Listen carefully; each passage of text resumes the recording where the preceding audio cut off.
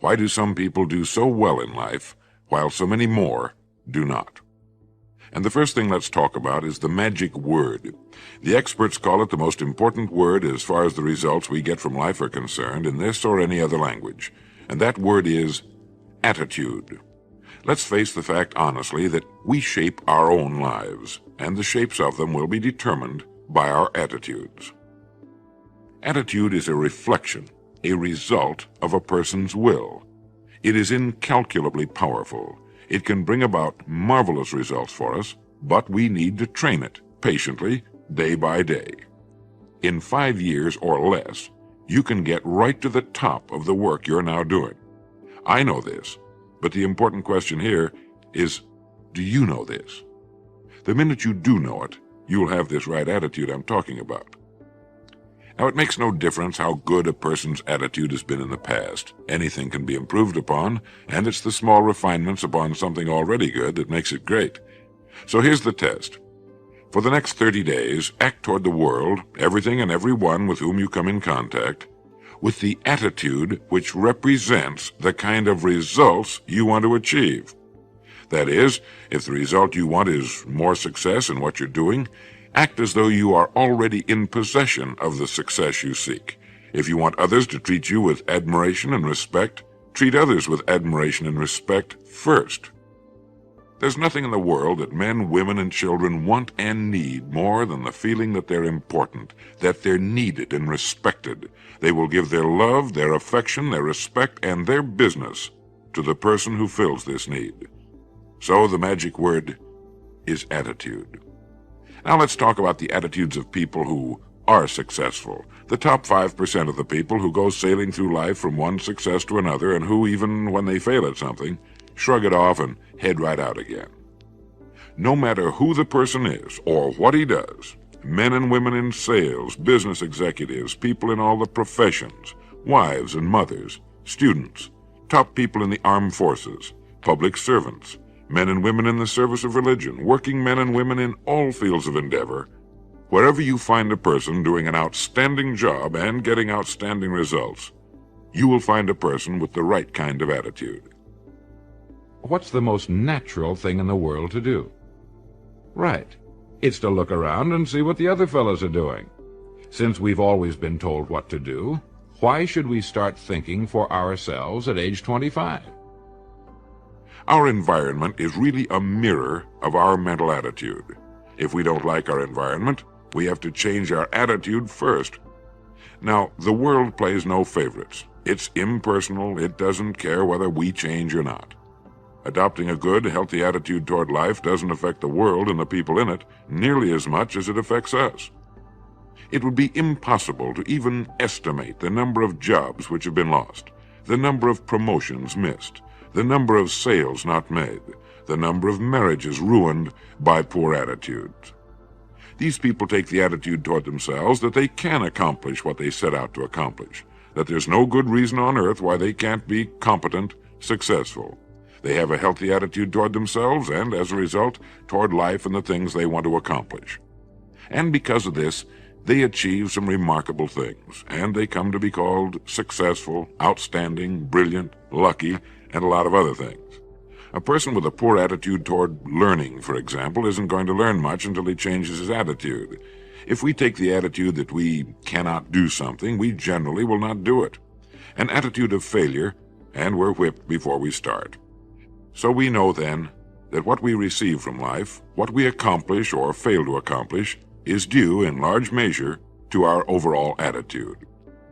William James of Harvard University put it this way: "The greatest discovery of my generation is that human beings can alter their lives by altering their attitudes of mind." And isn't it wonderful that we have this measure of control? We're so familiar with ourselves, we tend to take ourselves for granted. We tend to minimize the things we can accomplish, the goals we can reach, and for some equally strange reason, believe others can accomplish things in our field which we cannot. There are literally millions of human beings living narrow, darkened, frustrated lives, living defensively, simply because they take a defensive, doubtful attitude toward themselves, and as a result, toward life in general. In business, we hear top executives say, he turned that department completely around in 3 months. He changed it from one of our worst losers into one of our top profit centers. He's got a great attitude. He just picks people up. They do more for him, and they do it happily. He brings out the best in people. It seems that most people have a healthy respect, if not a pervasive fear, concerning this business of living. They don't seem to want to commit themselves. In fact, we often hear such people say, "With my luck, the whole thing will go down the drain," which seems to indicate that they're not too sure about how things are going to turn out. Let's say they're tentative, diffident. Not so the person with the great attitude. So a great attitude comes from good self-esteem, and good self-esteem means simply, I like me. I have confidence in where we're going and my ability to help us get there. Good self-esteem means I think there's more good than bad in the world, and that I have every right to the good, as long as I do my job to the very best of my ability. If we follow the crowd, we haven't got a chance. If we think independently and follow our good ideas with action and stay with it, nothing in the world can keep us from succeeding. No matter what your job may be at this moment, it holds the key to your future. It contains the road to greatness if it's handled in a certain way. The last of the human freedoms is to choose one's attitude in any given set of circumstances. Attitude, being an inner thing, can keep us free, even fairly cheerful, regardless of the environment in which circumstances may have placed us. Now, I'm not a perfectionist because I realize that perfection is unattainable, but I will do my very best in all that I undertake. I will strive for perfection, even though I realize that it's an impossible goal. Now, I don't mean to say that the person with the great attitude necessarily says all of those things to him or herself, but it's a pretty good summary of the way people feel who have high self-esteem and a great attitude toward everything in their lives. These people wake up in the morning with the feeling that it's going to be a good day. In fact, they come to work feeling and appearing just the opposite of the way in which most people go to work. The person with the great attitude expects and plans on a great future. He calls his own shots in life, sets his own income levels, and achieves his own goals on or near schedule, one after another, all the years of his interesting and very rewarding life. And such people come in both sexes, all ages, all colors and nationalities. If we don't make it, if we don't live great lives, it's our fault and no one else's. It's because we didn't plan and prepare for them. Studies made of the lives of literally thousands of successful people have shown that they radiate confidence, assurance. They expect success, and they get success. You can spot these people by the way they walk, by the way they look and act. You can feel it about them when they enter a room. They may be short and fat, or tall and thin, or any combination in between, but they have about them the attitude of success. Life is dull only to dull people. This is true, but it also could have read, life is interesting only to interesting people, or life is successful only to successful people. And what I'm trying to say is that you must first become, mentally, from an attitude standpoint, that which you wish to achieve. Have you ever noticed that the higher you go in any organization of value, the nicer the people seem to become? You see, the bigger the person, the easier it is to talk to him, to get along with him, to do business with him. Do you know why? It's because he's got a good attitude, and people with the best attitudes just naturally gravitate toward the top. So for 30 days, act toward others and the world at large in exactly the same manner you want the world and others to act toward you. Treat your wife or husband as the person he or she really is, the most important person in your life, and the same with the children. Carry out into the world each morning for 30 days the kind of attitude you would have if you were the most successful human being on earth. And notice how it quickly develops into an habitual attitude. A person with a poor attitude toward learning, for example, isn't going to learn much until he changes his attitude. If we take the attitude that we cannot do something, we generally will not do it. An attitude of failure, and we're whipped before we start. So we know then that what we receive from life, what we accomplish or fail to accomplish, is due in large measure to our overall attitude.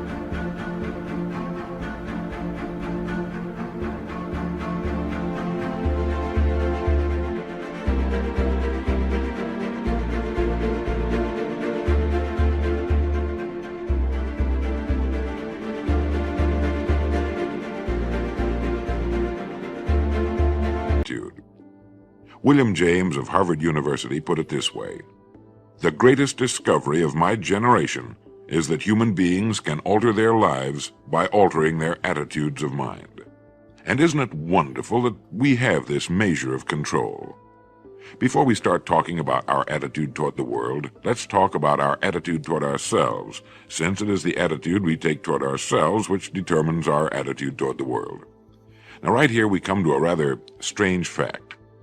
We're so familiar with ourselves, we tend to take ourselves for granted. We tend to minimize the things we can accomplish, the goals we can reach, and for some equally strange reason, believe others can accomplish things in our field which we cannot. There are literally millions of human beings living narrow, darkened, frustrated lives, living defensively, simply because they take a defensive, doubtful attitude toward themselves, and as a result, toward life in general. They're quite frequently no more brilliant or outstanding than the majority of the people by whom they're surrounded. But they did develop the right attitude, and they found their accomplishments not too difficult, and many times surprisingly easy, simply because it seems that so few are really trying, really believe in themselves. Successful people come in all shapes and sizes and in widely varying degrees of intelligence, background, and so on. But they all have one thing in common. They expect more good out of life than bad. They expect to succeed more than they fail. The easiest and most effective means of forming a good attitude habit is to begin to act as though you have a good, positive, expectant attitude toward life. That's right. Begin right now to walk, act, and look as though you belong to this group. If you want to change attitudes, start with a change in behavior. In other words, begin to act the part as well as you can of the person you would rather be, the person you most want to become. Gradually, the old fearful person will fade away. There's nothing in the world that men, women, and children want and need more than the feeling that they're important, that they're needed and respected. They will give their love, their affection, their respect, and their business to the person who fills this need. So the magic word is attitude. And in summing up, a few points to keep in mind. 1. It is our attitude at the beginning of a task which, more than anything else, will affect its successful outcome. 2. It is our attitude toward life which determines life's attitude toward us. 3. We are interdependent. It is impossible to succeed without others. And it is our attitude toward others which will determine their attitude toward us. 4. Before a person can achieve the kind of life he wants, he must become that kind of individual. He must...